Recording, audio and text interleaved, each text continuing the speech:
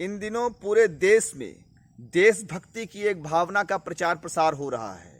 पूरा देश तिरंगा झंडा लेकर मतलब जय हिंद के नारे लगाता हुआ घूम रहा है। तो आज इसी विषय में मैं आपसे दो शब्द कहना चाहता हूं कि पहली बात तो यह है कि देश से प्रेम होना इस दुनिया की एक बहुत महान चीज है, बहुत महान भावना है। तो पूरे देशवासियों को देश से अवश्य प्रेम होना चाहिए। और रही बात यह पूरा जो एक वातावरण देश में निर्मित किया जा रहा है, मैं कहता हूं इसके पीछे राजनीति है या नहीं है, लेकिन इसका प्रभाव यह है कि कहीं ना कहीं लोगों के मन में राष्ट्रीयता की भावना पैदा हो रही है। लेकिन मैं आप सभी से फिर भी चाहता हूं कि यदि आप वाकई देश प्रेमी हैं, वाकई अपने देश से प्रेम करते हैं, राष्ट्रीयता की भावना आपके मन में है, तो कहीं ना कहीं देश की कमियों को आप नज़रअंदाज ना कीजिए। देश की कमियों को दूर करिए। देश में आज भी गरीबी है, देश में आज भी अव्यवस्था है, देश में आज भी अन्याय है। तो हमें इन चीज़ों के खिलाफ भी खड़े होने की आवश्यकता है। सबसे पहले तो मैं बहुत कठोर बात कह रहा हूं कि सबसे पहले तो भ्रष्टाचार को आपको रोकना ही होगा। हर तरफ से हमारे देश के पैसा को कुछ लोग, चंद लोग उस पैसे को खाए पड़े हैं। बड़े बड़े डैम बनने को आ रहे हैं, 400 करोड़, 500 करोड़, 800 करोड़ के डैम। कुछ दिनों में रिसाव शुरू हो जाता है, डैम डैमेज हो जा रही है। कहीं कोई सरकारी बिल्डिंग बन रही है, उसमें दुनिया भर की खबर आप सुनते होंगे। तो इसके पीछे कौन जिम्मेदार है?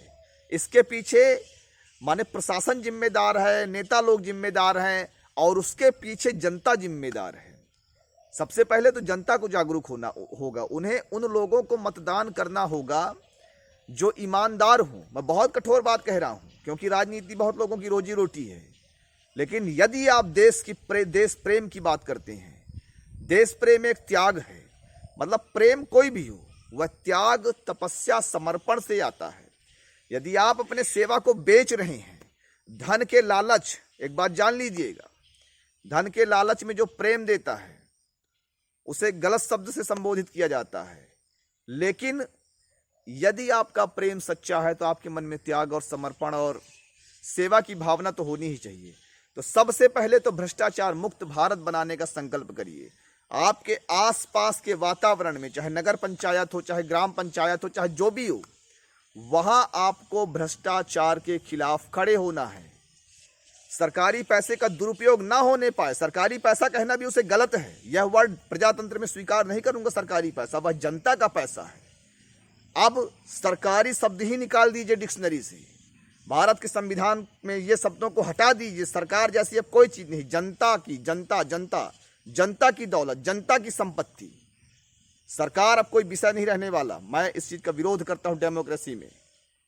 अब सिर्फ और सिर्फ जनता की संपत्ति, चाहे पंचायत भवन हो, चाहे सरकारी हॉस्पिटल, सरकारी हॉस्पिटल माने जनता का हॉस्पिटल, अब यह शब्द प्रयोग करना है। तो करप्शन के खिलाफ खड़े होना है और एकजुट होकर खड़े होना है। बिल्कुल अब इसमें कोताही मत बरतिए।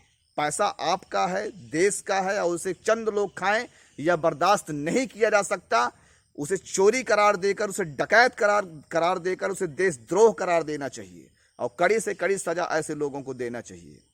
मैं भ्रष्टाचार के खिलाफ हमेशा हूँ, आज भी हूँ, हमेशा रहूँगा। मैं चाहता हूँ कि आप भी यदि देश से प्रेम करते हैं तो त्याग और सेवा की भावना से कार्य करिए और भ्रष्टाचार के खिलाफ खड़े होइए। जय हिंद, जय भारत।